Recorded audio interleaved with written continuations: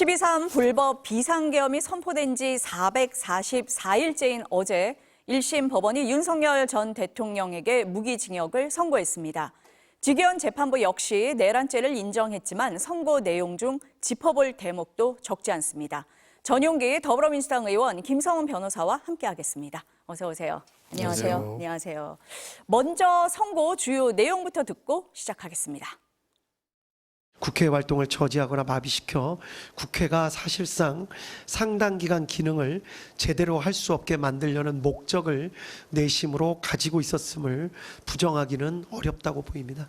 범행을 직접 주도적으로 계획했고 다수의 많은 사람들을 범행에 관여시켰습니다. 이 법정에 나온 수많은 사람들이 눈물까지 흘려가며 그 피해에 대해서 강하게 호소하고 있습니다. 산정할 수 없는 정도의 어마어마한 피해라고 할 것입니다. 주문을 선고하도록 하겠습니다. 피고인 윤석열을 무기징역에 처합니다. 윤 전 대통령에 대해 구속 취소 결정을 했던 지기현 재판부가 어떤 선고를 할지 관심이었습니다. 무기징역이었습니다. 먼저 전 의원님, 어제 선고 어떻게 보셨어요? 참으로 안타까운 선고였다라고 저는 생각을 합니다. 기본적으로 무기징역이 나올 것이라고 많은 분들께서 예상을 해주셨는데 그래도 내란 우두머리이기 때문에 사형 구형에 사형 선고가 나와야 된다라고 하는 이야기들도 적지 않았던 것 같습니다. 그런 차원에서 감형이 되어서 이렇게 무기징역으로 선고를 받았기 때문에 참 안타까운 선고였다라고 생각을 합니다. 사실 여러 가지 내용들이 있지만 감형의 사유들을 조금만 나열하면 국민들께서 납득하기 어려운 판결이다 이렇게 생각하실 것 같습니다. 왜냐하면 저는 고령이었다. 그리고 초범이었다. 그리고 공직자를 오래 했기 때문에 감형의 사유가 된다라고 하는 부분에 대해서는 전혀 이해할 수가 없었던 것이거든요.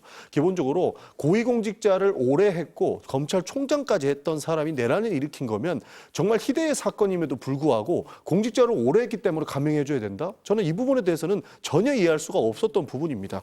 그리고 초범이었다라고 하는 부분들도 어떻게 내란 재판에 재범이 있을 수 있겠습니까?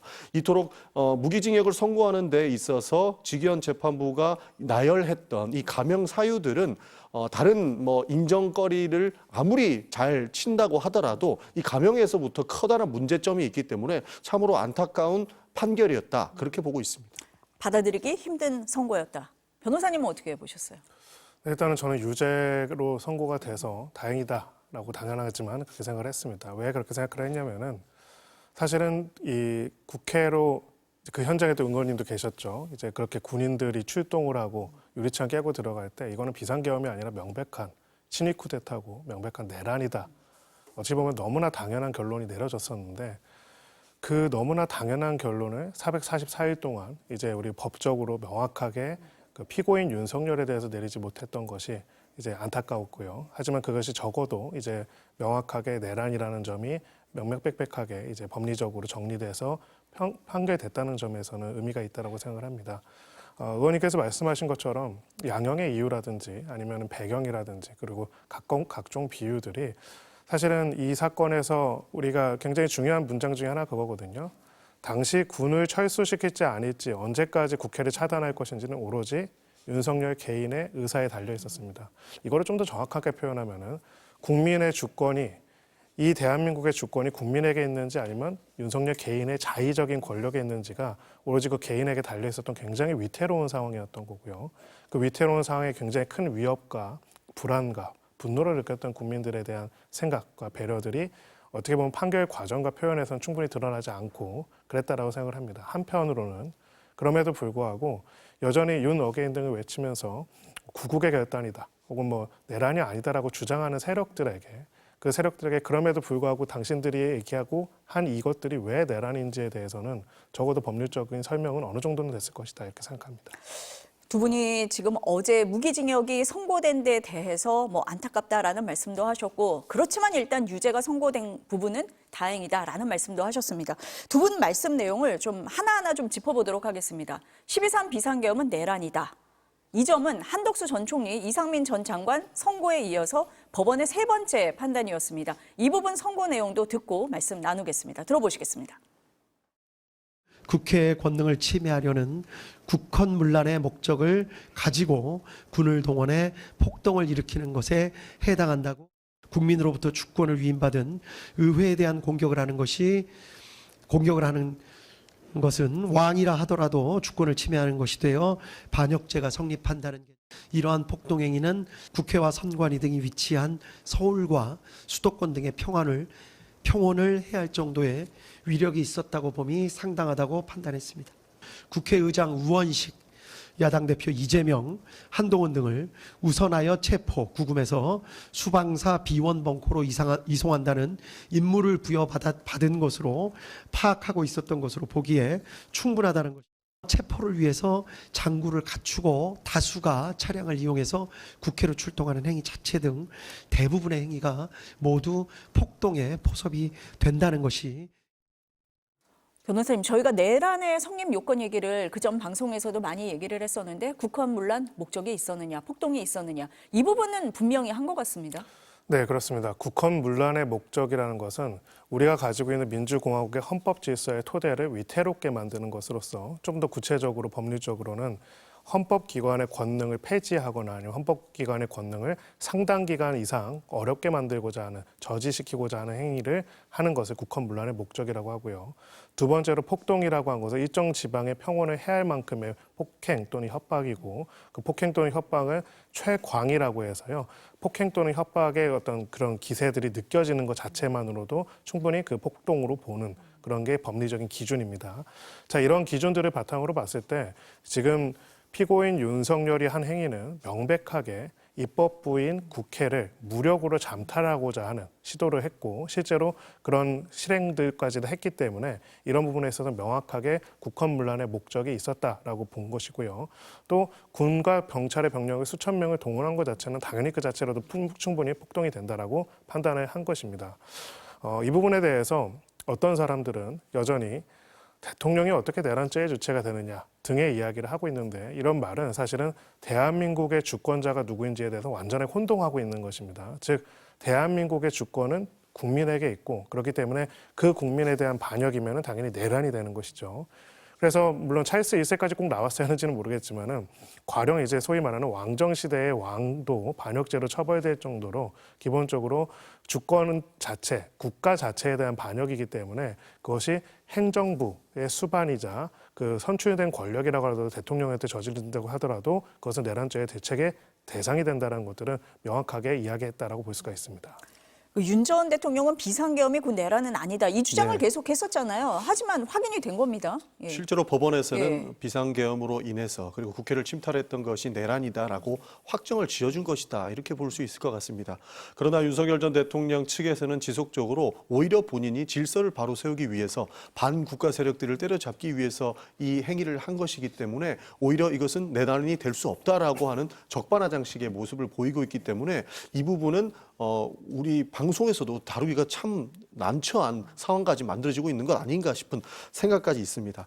사실 저는 이런 내란 사건 이후에 윤석열 전 대통령과 김용현 국방부 장관 외에도 실형을 받은 사람들, 유죄를 받은 사람들이 굉장히 의미가 있다고 보고 있습니다. 군과 경찰의 책임자가 모두 유죄를 받았기 때문인데요. 실제로 제가 1년 전으로 돌아간다고 하더라도 12.3 비상계엄에 제 앞을 막아섰던 사람이 경찰이었는데, 그 경찰이 제게 했던 이야기가 또렷하게 기억이 납니다.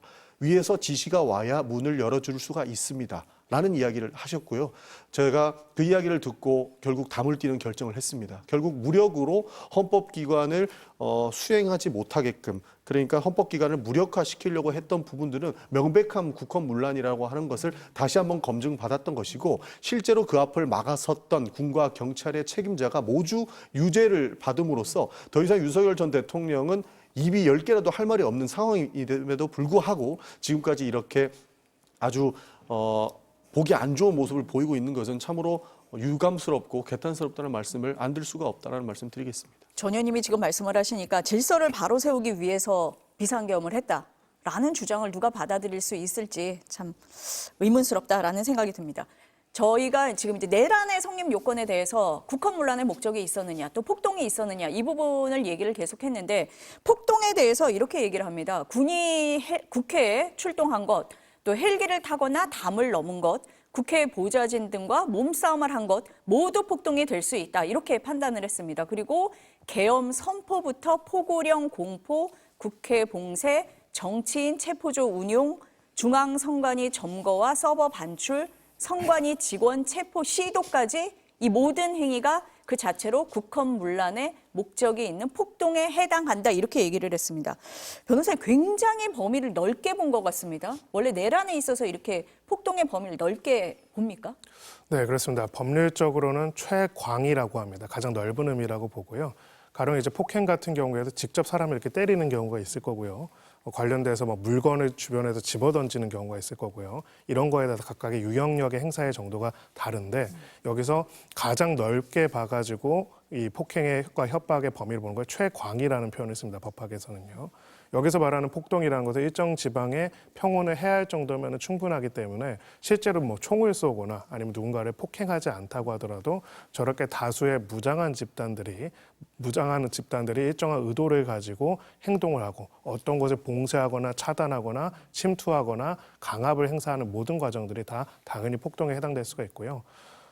참 이게 저는 왜 제가 어떤 분들은 그렇게 생각하실 겁니다. 막 지금 이 재판 판결에 대해서 굉장히 어떤 분들은 아쉬워하시기도 하고 문제도 제기는 하시지만 너무나 당연하지만 왜 다행이냐고 생각하냐면은 저 아시다시피 이거 초반부터 계속 나왔잖아요. 네. 예, MBC에서는 안 그랬지만 다른 방송사에 나오면은 어디 헌법학 교수님이라는 분들이랑 꼭 이렇게 같이 대담을 시키거든요. 수십 명이 잠깐 몸싸움 한 게 왜 폭동이냐 이런 얘기들을 자꾸 하는 겁니다. 어디서 하냐면 방송에서 하는 거예요. 법률적으로 너무나 명확하고 너무나 당연하고 정치 성향과 무관하게 명확한 것인데도 그런 얘기들이 마구 있다가 어쨌든 간에 1심 판결문으로 나오니까 참 다행이라는 생각이 든 거고요. 이것처럼 국헌문란의 목적과 폭동이라는 거는 군부대가 헬기를 타고 국회에 가고 국회의원들을 차단해서 의원님이 담 넘게 만들면 그거는 그냥 내란입니다. 아주 명확한 내란이고요. 근데 이거에 대해서 여기까지 이렇게 오랜 시간이 걸렸다는 게 참 안타깝다 이렇게 생각합니다. 앞서서도 예. 경찰이 나를 막아섰다 이런 말씀도 하셨는데 그 현장에서 그걸 바로 겪으신 거잖아요. 그렇습니다. 예. 저는 그래서 명백히 더 내란일 수밖에 예. 없다라는 생각을 깊게 하고 있었습니다. 기본적으로 제가 국회에 도착했을 때 경찰이 제 앞을 막아서서 담을 넘었던 것이고요. 담 넘고 나서 가장 기억에 남는 게 제 머리 위로 헬리콥터가 내려오고 있었습니다. 그 이후에는 유리창을 깨고 들어오는 계엄군을 저희도 실시간으로 영상을 보면서 본회의장에 앉아서 표결을 기다리고 있었거든요. 그런 모습들이 국민께 생중계가 됐음에도 불구하고 윤석열 전 대통령과 그들을 옹호하는 측에서는 저게 어떻게 내란이 될 수 있겠느냐라고 하는 이야기도 할 정도로 저는 황당하다는 생각을 할 수밖에 없는 상황이고 실제로 변론 과정 중에서 저렇게 오히려 시민들이 더 폭력적이지 않냐라고 하는 궤변을 함에 분노를 금할 수가 없었습니다. 그렇기 때문에 이번에 무기징역으로 아쉬운 판단이 나왔다고는 말씀드렸지만 그래도 명확하게 군과 경찰에 대한 책임을 물었고 윤석열 전 대통령 판결로 인해서 계엄이 곧 내란이었다라고 하는 것을 12.3 계엄이 내란이었다는 것을 명확하게 증명했기 때문에 하나 진일보하는 상황이 될 것이고 앞으로 대한민국 민주 역사에는 이런 일들이 재발해서는 안 된다라는 것을 저는 짚고 넘어갔으면 좋겠다는 말씀까지 드리겠습니다. 전 의원도 말씀을 하셨지만 그 당시에 국회에 계셨기 때문에 그 당시 상황을 다 생생히 겪으신 거고 그 시간에 국회 앞으로 몰려갔던 시민들도 있습니다. 그리고 방송을 통해서 저희도 그 모습을 생중계를 했었거든요. 근데 그 모습을 보고도 이게 내란이 아니다라고 생각하신 분들이 몇 분이나 계실까라는 생각은 드는데 지금 변호사님 말씀처럼 어쨌든 법원이 12.3 비상계엄은 내란이다라고 인정을 했다. 그 말씀을 하셨습니다. 한 가지만 더 예. 말씀드리면 총 쏘거나 그러지 않았지 않았느냐라는 궤변도 저는 들었던 것 같은데요. 실제로 저희는 발포가 있으면 어떡하지에 대한 생각을 했습니다. 실제 발포가 일어났을 때 그리고 표결 이후에 또 새로운 상황이 생기면 어떻게 하냐라고 하는 그런 생각들 때문에 일절 본회의장에 나오지 않았습니다. 그래서 윤석열 전 대통령과 국무위원들이 계엄을 해제하기 전까지 본회의장에서 단 한 명도 나가서는 안 된다라는 생각을 가지고 있었습니다. 그런데 그것이 내란이 아니라고 하는 부분에 대해서는 참으로 이해할 수가 없었다라는 생각이 있는 것이고요. 실제로 이렇게 판결이 나온 직후에도 만약에 군이 소극적으로 대항하지 않았고 굉장히 강력하게 예를 들어서 발포까지 이어졌다면 지금 대한민국 민주 역사는 어디까지 훼손됐을까 하는 생각을 안 할 수가 없는 상황이었다는 말씀까지 드리겠습니다. 어제는 판결문이 전부 공개되지는 않았잖아요. 지기현 재판장이 이 방송을 통해서 얘기한 부분만 공개가 됐는데 앞서서 뭐 MBC 리포트에도 나왔지만 그 1,000쪽이 넘는다 그래요. 거기에 보면은 지금 전 의원님 말씀하신 그 내용이 있는데 총을 쏴서라도 국회 계엄 해제 표결을 막으라고 지시를 했다. 이 부분이 들어가 있어요. 그러니까 지금 전 의원님이 느끼셨던 그런 위협, 그런 공포 이걸 다 느끼셨을 것 같다라는 생각이 듭니다. 법원이 어제 어떤 얘기를 했냐면 내란죄는 어떤 위험을 일으킨 행위 자체만으로도 높은 형을 규정하고 있다. 이렇게 얘기를 했습니다. 그러면서도 특검의 사형 구형보다 낮은 무기징역을 선고한 이유를 밝혔는데요. 이 부분 들어보시겠습니다. 아주 치밀하게 계획을 세운 것으로 보이지는 않습니다. 물리력의 행사를 최대한 자제시키려 했던 사정도 보입니다. 실탄 소지나 직접적인 물리력, 폭력을 행사한 예는 거의 찾아보기 어려웠습니다. 대부분의 계획이 실패로 돌아갔고 이 사건 범행 이전에 아무런 범죄 전력이 없고 장기간 공무원으로 봉직해왔으며 현재 65세의 비교적 고령입니다. 앞서서 전 의원님이 잠깐 언급하신 그 부분이에요. 한덕수 전 총리 1심 재판부는 특검 구형량보다 더 높은 징역 23년을 선고하면서 이렇게 얘기를 했습니다. 유혈 사태가 없었던 것은 시민들의 저항과 군경의 소극적 대응 덕분이다. 인명피해가 발생하지 않았다는 점이 피고인들에게 유리한 사정일 수 없다라고 했습니다. 전 의원님이 앞서서 지적하신 부분이에요. 어떻습니까? 실제로 군이 굉장히 소극적이라고 하는 생각들은 그 순간 이후에 느꼈었습니다. 왜냐하면 우리 특수부대가 아무래도 본인들이 마음 먹고 국회를 침탈하려고 했다면, 그러니까 국구 통수권자의 명령을 그대로 이행했더라면 굉장히 위험한 순간까지 초래했을 것이다라고 저는 믿고 있습니다. 그런 측면에서 유리창을 깨고 들어와서 국회를 침탈하려고 하는 계엄군이 있었지만 그들이 최선을 다하지 않았다라는 생각은 있었던 것이죠. 그렇기 때문에 유혈 사태가 없었다라고 하는 결론이 이루어진 것 같고, 즉각적으로 그러니까 계엄이 선포되자마자 모든 국회의원들과 시민들이 국회에 와서 아무런 무장되지 않은 상태에서 장갑차를 몸으로 막았던 사건들이 있었기 때문에 유혈 사태로 번지지 않았던 것이지, 결코 책임 있는 사람들이 그 책임을 나중에 지지 않기 위해서 소극적으로 대해라라고 얘기하지는 않았을 것이라는 생각이 있었습니다. 그런 측면에서 저는 과거에 그 한덕수 재판부에서 판결했던 사유가 저는 가장 합리적이었다라고 평가를 하고 있는 겁니다. 하나만 더 말씀을 드리면, 지금 윤석열 전 대통령의 선고에서도 한덕수 전 총리의 선고처럼 가중처벌의 이유가 나왔어야 됐는데 그 부분이 빠진 게 굉장히 아쉬웠습니다. 한덕수 전 총리의 재판에는 합리적인 선고문, 판결문도 나왔지만 한덕수 총리가 고령임에도 불구하고 이 사건의 중대함이 워낙 크기 때문에 양형을, 그러니까 감형을 해야 할 이유를 찾지 못하겠다고 해서 검찰의 구형보다 많은 양이 선고됐거든요. 그러나 윤석열 전 대통령의 상황을 보면 오히려 한덕수 전 총리보다 고령이지도 않은 상황인데 고령을 이유로 들어서 감형을 했다라고 하는 것들, 이런 것들이 더 아쉽다라고 하는 판단에 저는 영향을 미치고 있다라고 생각을 합니다. 이 부분은 어떻게 보셨어요? 법적인 면에서. 네, 예. 법적인 면에서 저는 당연히 맞는 말씀이라고 생각하고, 일단은 특검의 구형의 이유가 전 굉장히 중요했다고 생각합니다. 왜 사형을 구형했을까? 우리나라가 이제 실질적 사형제 폐지 국가라고 함에도 불구하고 사형을 구형한 이유는 헌법을 수호할 책임을 가진 사람이 그 헌법 자체를 파괴하고자 한 때 그것에 가지고 있는 위험성이 훨씬 더 크고 거기에 대한 비난 가능성과 책임이 훨씬 무겁기 때문입니다. 자, 내란이라는 것을 우리가 일반적으로 생각할 때 어디 반군 게릴라가 나타나거나 군부대가 쿠데타를 일으키거나 이런 걸 상상해 볼 수가 있겠죠. 그렇다면 그때 대한민국을 보존하고 민주공화국을 수호할 책임이 누구에게 있습니까? 대통령에게 있습니다. 대통령이 그 책임을 지는 사람인데, 만약 그 사람이 갑자기 마음을 고쳐먹고 국민들이 향해서 총뿌리를 거누르면서 스스로 왕이 되고자 한다면은 그럴 수 있는 가장 강력한 힘이 있고요. 그럴 수 있는 가장 강력한 위험이 있고요. 그럴 수 있는 부분들이 있다고 한다면 굉장히 이 나라를 지킬 수 있는 것이 없어진다고 생각할 수밖에 없습니다. 그런데도 불구하고 이런 일들을 벌였다는 점에서 대통령이 내란죄를 저지르지 못하는 것이 아니라 대통령 같은 선출된 권력이 내란을 일으킨 것이 훨씬 더 강력한 처벌의 필요성이 있는 것이죠. 그래서 사형을 구형한 겁니다. 우리가 실질적으로 사형제 폐지 국가라고 하더라도 적어도 양형 이유에서 대통령이라는 사람이 바로 그 권력을, 그 신임을 위배해가지고 이런 행동을 했다는 것에 대해서 엄중히 꾸짖는 내용이 있었어야 한다고 생각합니다. 근데 그런 부분들이 부족했던 부분들은 지금뿐만 아니라 피고인 윤석열뿐만 아니라 앞으로의 공직에 맡을 사람들한테도 굉장히 잘못된 메시지를 주는 부분이다 이렇게 생각합니다. 지금 전 의원님도 지적을 하셨는데 물리력 행사를 최대한 자제시키려고 했던 사정을 받아들였거든요. 이 부분 어떻게 보십니까?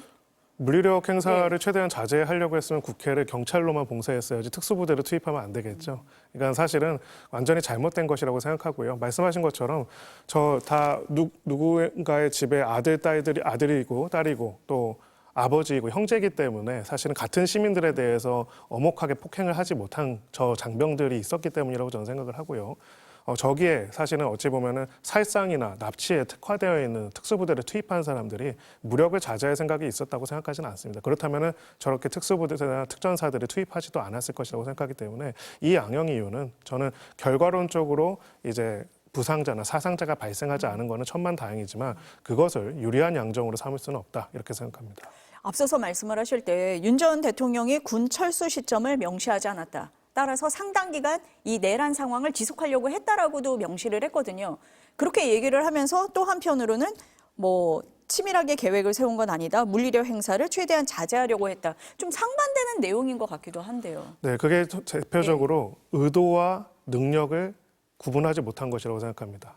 즉 그런 의도를 가지고 언제든지 자신의 자의적인 권력 행사를 하기 위해서 의회를 무력으로 침탈한 것이고 그 의도는 명확하고 우리가 눈으로 다 봤던 것이고요.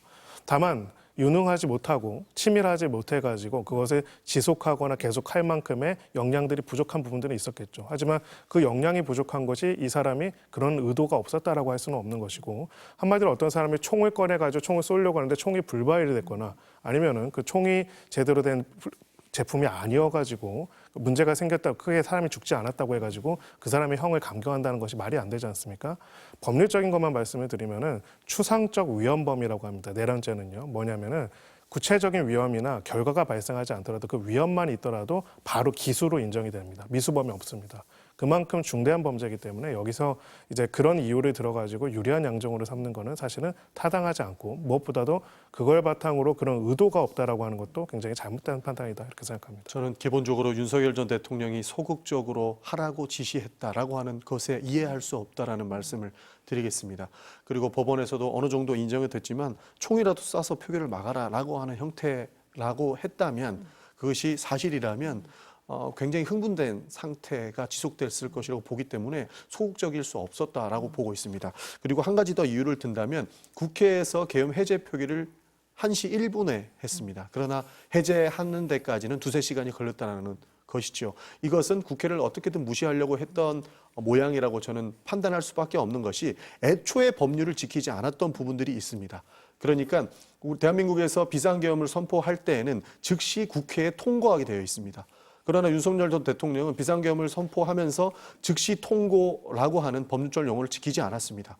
국회에서 해제 표결을 할 때 굉장히 고성도 오가지 않았었습니까? 그때 당시에 떠올리고 보면 국회의장께서 해제 표결을 빨리 하라라고 하는 고성 속에서도 우리는 절차를 지켜야 됩니다라고 했던 이유 중에 하나가 계엄 즉시 국회에 대통령은 통고할 수 있도록 하는 절차가 이루어지지 않았기 때문에 통고 절차가 없을 때의 절차를 어떻게 지킬 것인가를 국회의장께서 절차적인 명분을 찾았던 겁니다. 그런 차원에서 애초에 윤석열 전 대통령은 법률을 무시한 채 계엄령을 선포한 이후를 이끌어갔기 때문에 국회를 무시했었고 애초에 이 계엄을 성공한 계엄으로 이끌어가기 위해서는 굉장한 노력을 했다는 것에 비춰 보아 저는 소극적으로 했다라고 하는 윤석열 측의 주장을 전혀 받을 수 없다라는 말씀까지 드리겠습니다.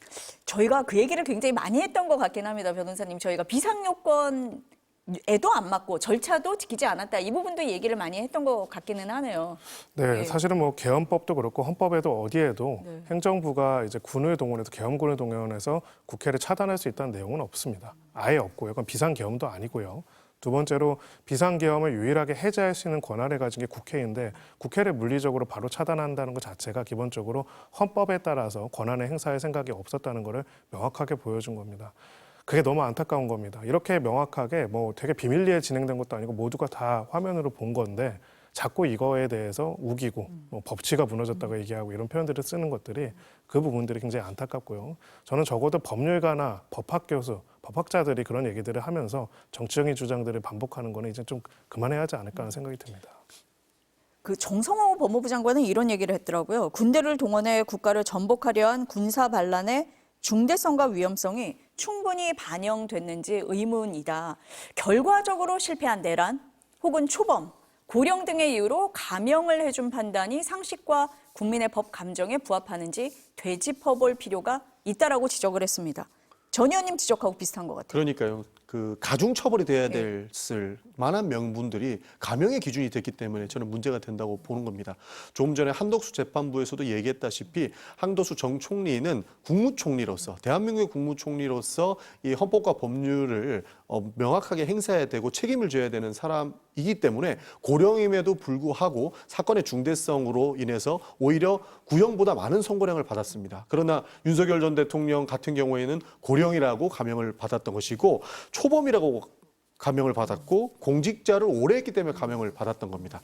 사실 공직자를 오래 했으면 그리고 검찰이라고 하는 법률을 다루는 조직에 있었다면 더욱더 법률과 헌법을 지켰어야 마땅했기 때문에 오히려 이것은 가중처벌의 요건이 되었어야 되지 절대 감형의 요건은 아니었다라고 판단했기 때문에 아무래도 정성호 장관이 해당 발언을 했던 것으로 보고 있습니다. 그리고 가장 이해 안 됐던 것은 성공하고 혁명이고 실패하면 구테타라고 하는 이야기가 있지 않습니까? 근데 지금은 어떤 상황으로 조롱이 되냐면 성공하고 혁명이었을 것인데 실패하면 초범으로 감형을 받는다 이런 조롱까지 듣고 있는 상황입니다. 그렇기 때문에 굉장히 부적절했고 아쉬운 판결이다 저희는 그렇게 보고 있습니다. 변호사님은 어떻게 보세요? 네, 사실 기계적으로 초범이라든지 뭐 공직에 오래 있었다는 듯이 아니면 나이가 많다는 것을 그냥 기계적으로 보통 재판 판결문에서 쓰기는 합니다. 정확하게는 감형 사유라기보다 양형의 불리한 사정, 유리한 사정 이렇게 두 가지를 같이 넣어가지고 최종적인 형을 결정을 하는데요. 의원님 말씀하신 것처럼 기본적으로 국민들이 느꼈던 공포감, 국민들이 느꼈던 분노를 고려해봤을 때는 과연 이런 사유들이 적절한지에 대한 강한 의문이 있고. 그 중에서도 제가 가장 이제 강력하게 문제가 있다고 본 부분은 아까 말씀하신 공직에 관한 부분입니다. 그 공직이라는 것이 자체가 기본적으로 국가적인 신뢰를 바탕으로 해서 그 업무를 수행할 책임을 지는 사람이라는 것이거든요. 그리고 최고 책임지는 공직자 전체를 최고 책임지는 사람으로서 이런 일을 벌였다는 것들은 굉장히 중대한 범죄이기 때문에 어떤 사람이 권력을 가지는 것은 국민들이 법과 시스템에 따라서 제한적이고 한계 있는 권한을 잠시 위임한 것뿐입니다. 근데 그것을 가지고 그 체제 자체를 무너뜨리려고 했다는 것에 대해서는 조금 더 엄중한 꾸짖음과 양형에 있어서 이것이 왜 얼마나 중대한 범죄 사유인지에 대한 설명들이 더 있었어야 하지 않을까라는 생각이 듭니다. 변호사님이 앞서서 말씀하신 위로부터의 내란이 왜 더 위험한지 그 부분을 말씀을 하셨는데 공직에 오래 있었다. 위로부터의 내란하고도 연결되는 부분인 것 같거든요. 맞습니다. 예. 사실은 그 공직에 오래 있었기 때문에 국가의 운영 시스템을 잘 알고 국민들로부터 신뢰를 받을 수도 있었던 것이죠. 어디서 갑자기 사내에서 산적이 뛰어나와서 내란을 일으킨 것보다 국민들에게 선출된 권력이자 오랫동안 공직을 맡고 있었던 사람들이 만드는 내란이 사실은 민주공화국의 기초를 흔들고 무너뜨리기에 굉장히 더 치명적이고 위험할 수 있다는 것을 우리 모두가 역사적으로 알고 있기 때문에 이 점에 있어서는 사법적 판단에 있어서 명확한 경고가 있었어야 하지 않을까라는 생각이 듭니다.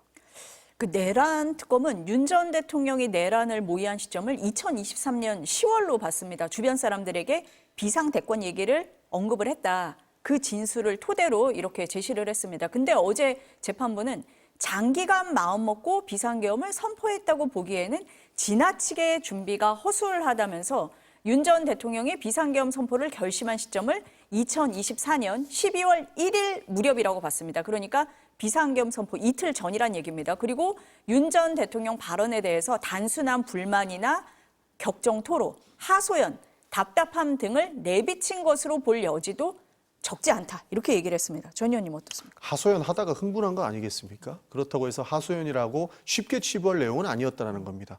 기본적으로 대통령이라고 하는 실제로 비상계엄이라고 하는 비상대권을 사용할 수도 있는 권력자이기 때문에 단순 하소연으로 볼 부분은 아니었다라고 하는 생각이 저는 지배적이라고 보고 있습니다. 그럼에도 불구하고 재판부가 저렇게 미리 준비된 것이 아니다라고 판단했던 것은 오히려 재판부가 상황 인식이 조금 덜 된 것은 아닌가 하는 의심까지 들고 있습니다. 그 부분이 무엇이냐면 2023년도에 그러니까 윤석열 전 대통령이 늘 비상대권이라고 하는 이야기들을 하게 되면서 국회에서는 무슨 일이 있었냐면 국회 국방위원회에서 김민석 의원이 비상계엄에 대한 이야기를 꺼내기 시작했습니다. 그러다 보니 오히려 더 본인들이 하고자 하는 비상계엄을 숨기려고 하는 마음들을 가지게 됐을 것이고 그러다 보니 준비가 덜 된 이런 계엄령이 선포된 것이 아닌가 하는 이런 의문점과 의심들도 나오기 시작했습니다. 그러나 그러한 내용들을 모두 따지지 않고 한편의 하소연 정도로만 치부한 것은 상황 인식에 대한 것이 잘 안 되고 있는 것은 아닌가 하는 의심을 키우게 된 것이고 결국 판결문까지 이어진 것인데 이 부분도 저는 굉장히 안타깝다라고 생각을 합니다. 만약에 그때 당시 2023년도에 국회에서 이 비상대권이라고 하는 것들이 비상계엄이라고 하는 내용으로 흘러가지 않겠느냐라고 하는 지적이 나오지 않았다면 실제로 치밀한 준비가 있었을 수도 있다라고 하는 부분들이 있기 때문에 저는 굉장히 엄히 봤어야 됐다라고 하는 부분에서 참 아쉽다라는 말씀까지 드리겠습니다. 어떻습니까, 변호사님? 네, 사실 이거 여기서 농담할 분위기는 아니지만 이 이야기를 들었으면 이 판결 이유를 듣고 피고인이 매우 서운하지 않았을까라는 생각이 듭니다. 본인은 오늘 밝힌 표현에 따르면 구국의 결단을 했다고 하는데 갑자기 욱해가지고 이틀 만에 잠깐 생각을 잘못했다고 하니까 피고인이 지금 이야기하고 있는 것과도 반대가 되겠죠. 제가 이 말씀을 드리는 이유는 사실은 두 가지 면에서 방금 이 판단이 잘못됐다고 생각하기 때문입니다. 첫 번째, 말씀하신 것처럼 비상계엄과 이런 친위 쿠데타 형태의 병력 동원이 이루어지려면 결국 거기에 따른 지휘 체계가 있어야 합니다.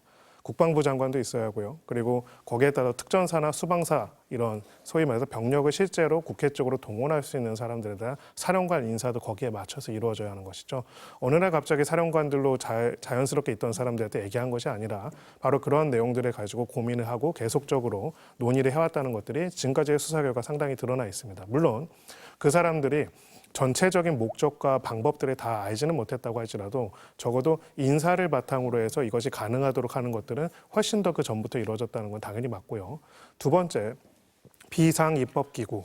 국회를 완전히 폐지할 뿐만 아니라 국회를 대체해가지고 임의적으로 입법을 하려고 하는 생각들을 했는데 이것을 이틀 만에 우발적으로 할 수가 있습니까? 이것도 사실은 말이 되지가 않는 겁니다. 그런 면에서 그리고 무엇보다도 본인이 포고령 담화문에서도 얘기했고 포고령에서도 얘기했고 지금도 이야기하고 자꾸 구국의 결단이라고 이야기하지 않습니까? 말 그대로 대한민국이라는 민주공화국 체제를 무너뜨리고 바로 세운다고 하지 않습니까? 자신만이 생각하는 그것이 무엇인지 모르겠지만 임의적인 권력 체제를 만들고자 했던 그런 정변의 시도라는 것들을 지금 오늘의 자신의 담화문으로도 밝히고 있는데 재판부가 그거를 인정해 주지 않으면 안 되겠죠. 그런 면에서는 이것을 우발적이라고 보는 것들은 피고인의 주장도 아니고 그리고 특검의 주장도 아니고 지기현 재판부만의 주장이 아닌가 이렇게 생각이 듭니다. 지금 변호사님 말씀하신 그 군 인사 문제를 민주당에서도 많이 지적을 했었잖아요. 지속적으로 지적을 했던 네. 부분입니다. 군 인사도 본인과 가까운 사람 그리고 학연 지연으로 엮여 있는 사람들을 앉히는 것 아닌가 하는 의심들을 계속 해왔던 것이고 그러다 보니 자연스럽게 비상계엄을 검토하고 있는 것 아닌가 하는 질문을 했었습니다. 당시를 떠올려 보면 실제로 굉장히 많은 그 여권 그러니까 한동훈 대표를 비롯한 많은 국민의힘에서는 계엄령을 운운하는 것 자체가 비상식적이라고 민주당을 굉장히 강력하게 공격을 했었거든요. 그러나 실상은 어떻게 됐습니까? 실제로 윤석열 전 대통령은 구국의 결단이라고 하면서 비상계엄을 선포를 했죠.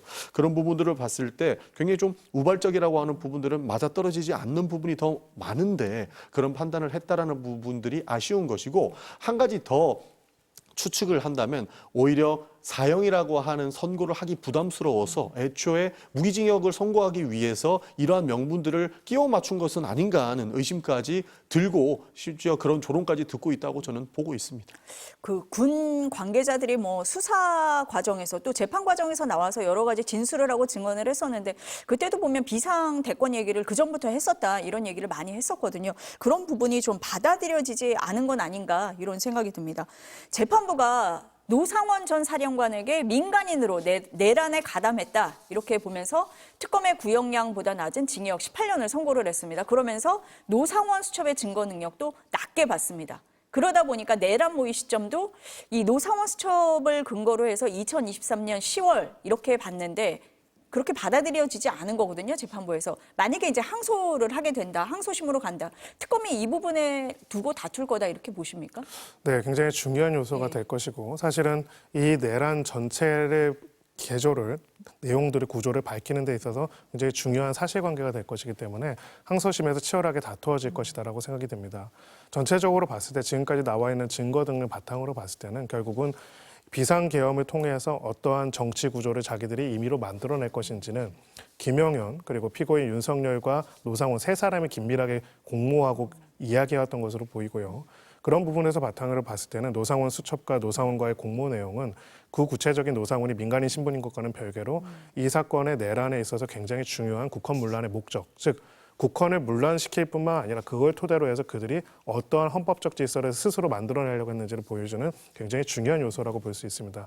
그 부분에 대해서 굉장히 간단하게 증거 능력이 없다라고 배제해버리고 살펴보지 않은 거는 사실 오인이다 이렇게 볼 가능성이 있기 때문에 이 점에 있어서는 특히나 피고인 노상원에 대한 또 형과 중요한 관련성이 있기 때문에 항소심의 가장 중요한 쟁점이 될 것이다라고 생각합니다. 저도 충분히 항소심에서 특검이 이런 부분을 굉장히 강력히 다룰 수밖에 없었던 이유가 무엇이냐면 애초에 기소 자체를 롯데리아 멤버들과 함께 했기 때문입니다.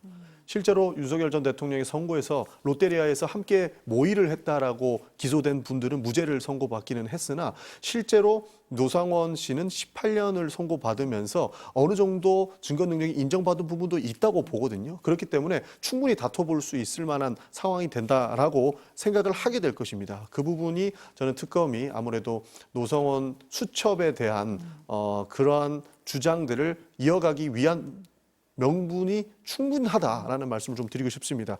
그리고 왜 노상원 씨가 징역 18년을 받았고 핵심적인 계엄 모의자로 지목이 되었는가를 의심해 본다면 김용현 국방부 장관이 내부에서 논의하면 계속 밖으로 새고 이런 문제가 국회에서도 지적을 받다 보니 내부에서는 못한다는 판단 때문에 외부로 돌린 것이라고 저는 생각을 합니다.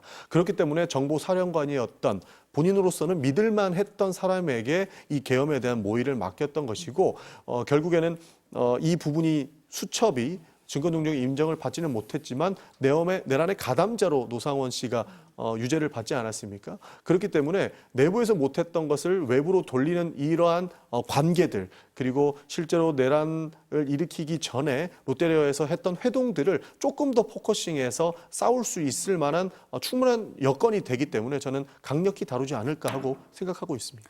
특검에서 얘기할 때 군에서는 김용현 전 장관, 또 민간에서는 노상원 전 사령관이 주도를 했다 이런 얘기를 했었는데 아마 특검이 그 부분을 다툴 거다 이런 말씀이신 것 같습니다. 어제 선고 내용을 쭉 들어보면 지기현 재판장이 이런 얘기를 해요. 성경을 읽는다는 이유로 촛불을 훔칠 수는 없다. 이 얘기를 하는데 내란 사태에 대한 적절한 비유인가 뭐 이런 지적도 나왔고 앞서 잠깐 말씀하신 부분인데 왕도 반역죄로 사형당할 수 있다. 이 설명을 하면서 영국 찰스 1세까지 거론을 했습니다. 이 역사적으로 엄중한 판결을 국민들에게 보여주는 상황에서 이런 표현이 맞느냐, 불필요한 표현 아니냐. 어떻습니까? 형사재판정에서 이런 얘기들이 좀 나옵니까, 변호사님? 네, 재판장의 쇼맨십일 수도 있고요. 다만 또 한편으로는 이 재판이라는 것이 판결이라는 것이 어찌 보면은 그 내용에 대해서 결론에 대해서 많은 사람들이 받아들일 수 있도록 하는 설득의 과정이기도 합니다. 그런 부분에 있어서 결국은 대통령이 어떻게 내란죄를 저지르냐는 얘기에 대해서 과거에 내란죄라는 것의 개념이 왕이라고 하더라도 국가에 대한 반역에 대해서는 처벌한 것이 있다는 것들은 설명이 저는 필요했다고 생각을 합니다. 다만 그 대상으로서 찰스 1세를 두는 것이 적절했는지 모르겠습니다. 왜냐하면 나중에 찰스 1세 이후에 왕정 복구가 이루어지거든요. 굳이 찰스 1세를 왜 했는지에 대한 이야기는 차치하더라도 그거는 적절하지 않다고 생각이 들고요. 두 번째로 근데 성경을 읽는다고 해서 성경을 훔칠 수 없다라는 표현은 사실 그거는 저는 좀 굉장히 적절하지는 않다고 생각을 합니다. 왜냐하면은 목적이 굉장히 선하고 바람직했지만 수단이 잘못됐다는 얘기잖아요. 아까 우리가 잠깐 노상원 얘기를 하다가 여기로 넘어왔는데요. 생각해 보면은 지금도 보면은 그 집회나 이런 데 나가 보면 거기 지나가다 보면은 자유민주주의 수호, 자유대한민국 수호 이런 얘기가 있습니다. 그분들이랑 저 수첩 내용을 같이 이렇게 들여다보면 좋겠습니다. 그들이 만들려고 했던 질서는 자유랑은 거리가 멀습니다. 야구방망이와 케이블 타이어, 수거 대상, 수용, 여기 어디에 자유가 있습니까? 이런 게 없거든요. 그러니까 결국은 그들이 만들려고 하는 임의적이고 폭력적이고 자의적인 질서, 그 부분에 대한 문제를 정확하게 사실관계를 확인하고 거기에 대한 사실 판단을 하고 그것을 양형 이유로 엄정한 판단의 이유로 제시해야 이들이 한 것이 소위 말해서 정치적 목적을 달성하기 위해서 뭔가 좋은 걸 하려고 하다가 우발적으로 한 것이 아니라 실제로는 모든 국민들의 주권자인 국민들, 그것이 보수이든 진보이든 누군가의 지지자든 누구를 반대하는 사람이든 그 모든 사람의 주권을 침해하려는 내란이다 라는 국민적인 합의들을 이끌어내고 합의들을 보여줄 수 있거든요. 근데 지금 있는 표현처럼 목적은 정당할 수 있었지만 수단이 잘못됐습니다. 이런 표현이 들어가는 것들은 굉장히 큰 오해를 살 수 있는 그런 문제가 아니다 생각합니다. 저도 직위원 재판부가 눈치 많이 봤다고 생각을 합니다. 기본적으로 무기징역을 선고하지 않을 수 없는 법리적인 판단이 안 나올 수 없는 사건이기 때문에 무기징역을 선고는 하지만 이 부분은 잘못됐다라고 하는 부분, 그러니까 윤호개인 세력들에게 보내는 메시지로 아무리 목적이 선하다고는 하나 수단이 잘못됐다라고 하는 면피용 멘트를 넣어서 그들을 설득하려고 한 것은 아닌가 하는 의심을 할 만한 대목이라고 저는 생각을 합니다. 그렇기 때문에 이 부분은 굉장히 부적절하게 들어갔다라는 생각이 있습니다. 공수처 수사권도 계속 문제를 삼았었잖아요. 윤 전 대통령 측에서. 근데 직위원 재판장이 어제 수사권이 있다라고 얘기를 했습니다. 이 논란이 이제 끝나는 겁니까, 변호사님? 네, 끝났다고 볼 수 있습니다. 사실은 이제 애초부터도 이 논란은 본질을 좀 벗어난 논란이기도 했습니다. 그럼에도 불구하고 이 논란을 가장 촉발시킨 사람이 사실은 직위원 재판장이긴 합니다. 왜냐하면 구속 취소 결정이 굉장히 중요한 사유로서 공수처 수사권에 대한 의문을 제시를 했기 때문이죠. 결론부터 말씀을 드리면은 결국 수사권이라는 거는 각각의 기관들의 권한을 남용하지 못하도록 하고 피고인의 방어권을 보장하기 위해서 하는 겁니다. 즉 어떤 경찰은 이걸 수사 안 하려고 하는데 공수처가 막 과잉해서 하거나 검찰이 수사를 안 하려고 하는데 공수처가 과잉하고 하거나 이런 것들을 차단하기 위해서 기관 간의 권한을 나누고 제한해 놓은 것이거든요. 하지만 판결에서도 나왔지만은 피고인 윤석열에 대한 수사는 당시 경찰, 검찰, 공수처 모두가 했었고 경쟁적으로 했었고 지금 이 증거로 제시된 자료들은 모든 수사기관들의 증거 자료들이 다 나와 있었던 내용입니다. 그렇기 때문에 피고인 방어권 침해랑은 사실 아무 관련이 없습니다. 그리고 무엇보다도 직권 남용과 직접적인 관련 있는 행사인데 위로부터의 내란은 필연적으로 직권 남용과 직접적인 관련성을 가질 수밖에 없습니다. 결국은 그 직권을 남용해가지고 내란을 일으키는 것이기 때문이죠. 그런 점에서 사실은 이게 왜 논란이 되는지 자체가 문제이고 공수처 법상 좀 아쉬운 조항들이 있긴 하지만은 그렇다고 하더라도 이런 본질적인 부분들을 봤을 때는 수사권 때문에 뭔가 공소기각을 한다는 것은 상상할 수 없는 일인데 그것을 구속 취소 결정을 통해 가지고 국민들도 한번 보여준 적이 있기 때문에 거기에 대해서 이렇게 많이 논란이 되지 않았나 싶습니다. 애초에 논란거리도 아닌데 논란을 일으켰던 거다. 이렇게 보고 계시는 것 같습니다. 정치인 체포를 인정을 했어요. 예. 윤 전 대통령이 계속 부인했던 혐의 중에 하나거든요. 어떻게 보셨습니까, 이 부분은? 눈엣 가시를 예. 제거하기 위해서 굉장히 많은 노력을 하셨죠. 과거에 그 검찰권을 이용해서 이재명 대통령을 이렇게 수사를 통해서 옥죄어 왔던 것, 그리고 얼마 전에 무죄가 나왔던 송영길 대표 건들도 보면 결국에 검찰권의 남용이 결국에는 법원에 의해서 입증을 받았던 것들이 많은 것처럼 정적을 제거하기 위해서 굉장히 많은 노력을 했는데 비상계엄이 실제로 성공을 했다면 주요한 정치인들은 체포당했을 것이다 라고 하는 것들은 저는 충분히 의심할 수 있을 만한 대목이라고 보는 겁니다. 이를 법원이 저는 인정해 준 것이 굉장히 큰 의미가 있다고 보는 것이고요. 사실 이렇게 인정할 수밖에 없었던 것도 저는 근거가 있다고 보는 것이 너무나도 체포 방식이 구체적이었고 전문적이었다라는 생각이 있습니다. 왜냐하면 노상훈 수첩에도 나와 있지만 실제로 뭐 야구방망이라든지 케이블 타이로 체포를 해야 된다라고 있고 경찰들이 나눈 메시지에도 어떠한 방식으로 체포해라라고 하는 그 증거들이 다 남아있기 때문에 인정하지 않을 수 없는 사실이라고 판단했던 것 같습니다. 그렇기 때문에 앞으로는 이런 일들이 일어나지 않게끔 더욱 가중처벌을 했었어야 하는데 그러지 못한 부분이 지속적으로 아쉬움이 남는다는 말씀까지 드리겠습니다. 윤 전 대통령이 내란 우두머리 혐의로 1심에서 무기징역을 선고를 받았습니다. 어제 국민의힘이 공식 입장을 내지 않았습니다. 장동혁 국민의힘 대표가 어떤 입장을 내놓을까 관심이 쏠렸는데요. 어제 침묵했던 장 대표 오늘 기자회견을 했습니다. 들어보시겠습니다. 윤석열 전 대통령에게 무기징역이 선고되었습니다. 안타깝고 참담합니다. 국민의힘은 줄곧 계엄이 곧 내란은 아니라는 입장을 분명히 해왔습니다. 내란죄에 대한 공수처의 수사가 위법하다는 점도 일관되게 지적해왔습니다. 아직 1심 판결입니다. 무죄 추정의 원칙은 누구에게나 예외 없이 적용되어야 합니다. 사과와 절연의 주장을 반복하는 것은 분열의 씨앗을 뿌리는 일입니다. 그리고 분열은 최악의 무능입니다. 자신들의 이익을 위해 대통령의 이름을 이용하는 세력, 대통령과의 절연을 앞세워 당을 갈라치게 하는 세력, 단호하게 절연해야 할 대상은 오히려 이들입니다. 절연하고 싶네요.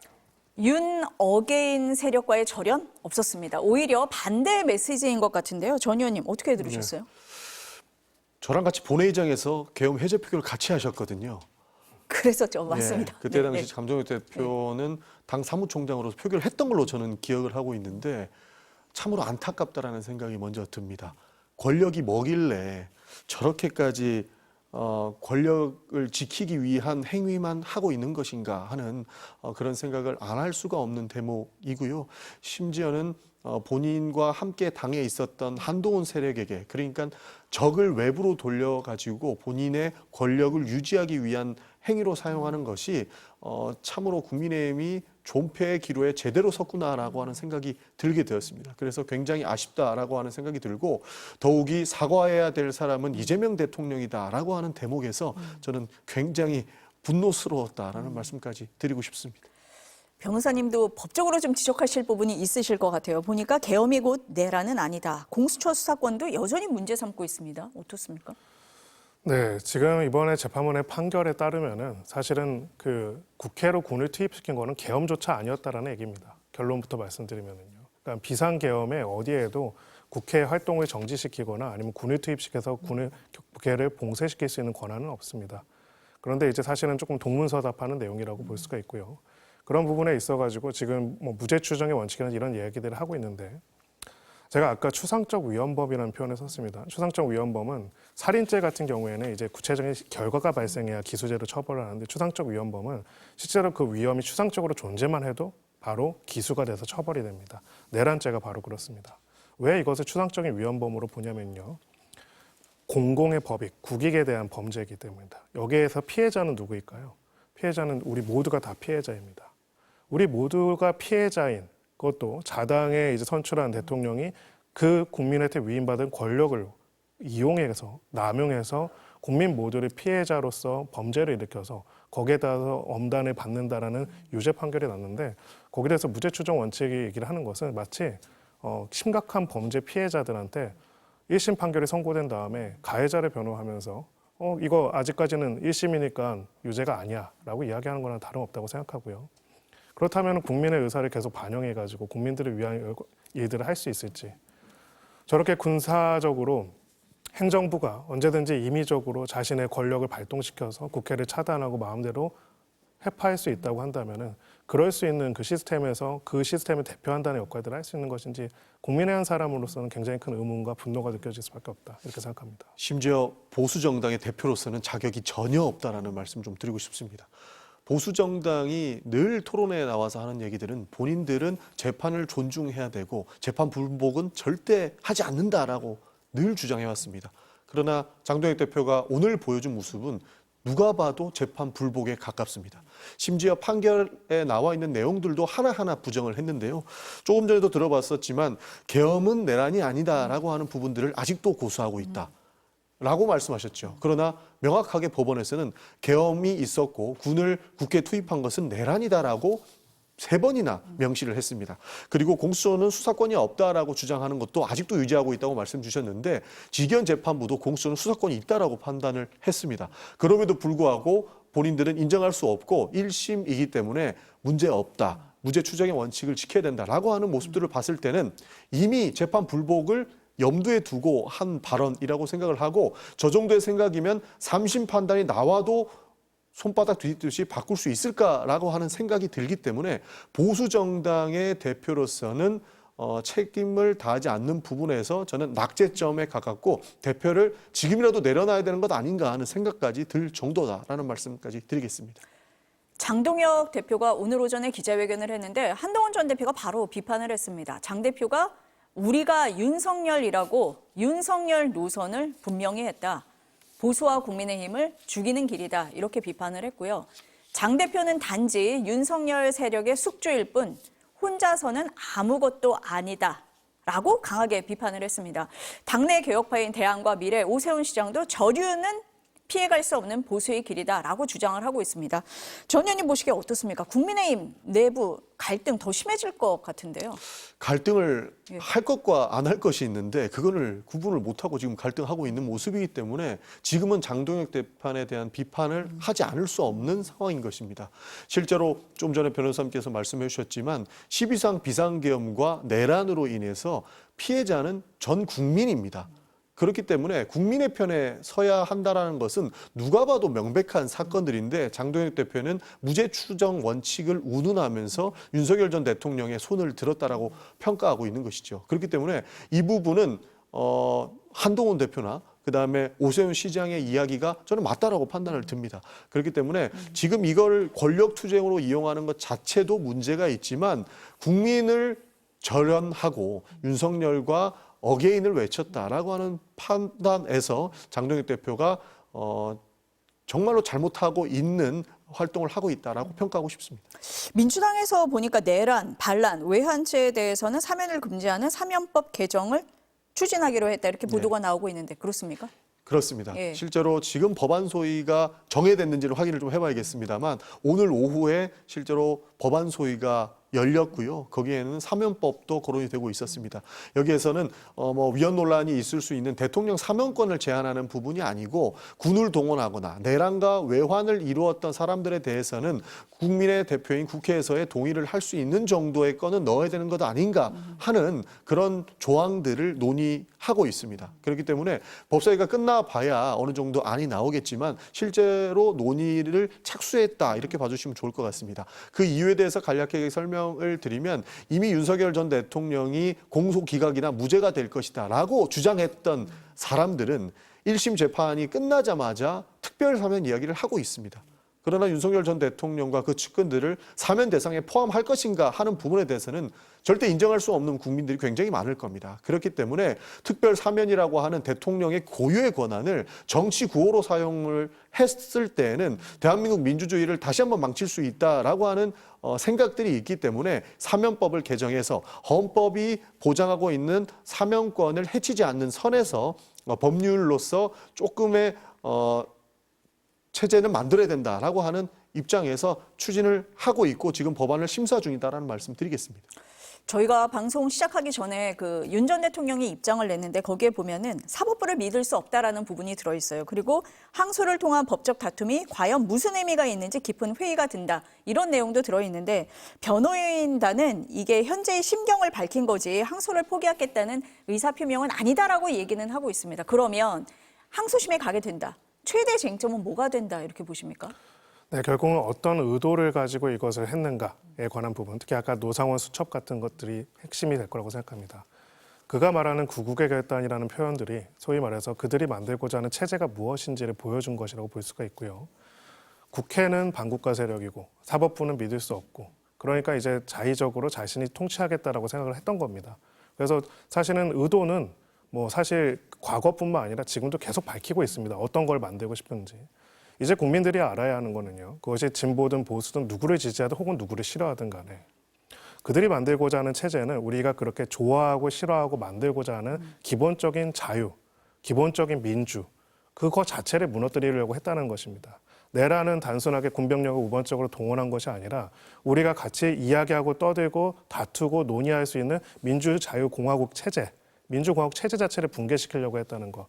여기에 대한 것이 저는 적어도 2심에서는 명확하게 논증되어야 한다고 생각하고요. 그것이 선출된 권력을 통해서 만들어진 부분들이라면 특히나 논파되어야 한다고 생각을 합니다. 그래서 그런 점에 있어서 그가 항소를 하든 하진 않든 간에 기본적으로 항소심에서는 이들이 만들고자 하는 의도, 그들이 만들고자 하는 반자유적이고 그리고 반민주공화국적인 그 구조 자체에 대한 내용이 명확하게 규명되어야 한다 이렇게 생각합니다.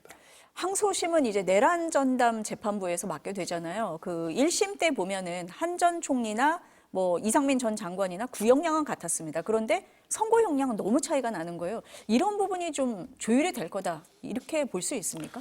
네, 항소심에서는 또 다른 판단이 나타날 수도 있다고 생각합니다. 물론 이제 내란 우두머리 혐의 같은 경우에는 사형과 무기밖에 없고 실질적으로 뭐 최근에는 이제 사법부에서 사형을 선고를 하지 않기 때문에 그 자체에 대해서 얼마나 달라질지는 모르겠지만 나머지 사람들 대표적으로 노상원 피고인 같은 경우에는 확실하게 형이 더 선고가 될 가능성도 있다고 생각하고요.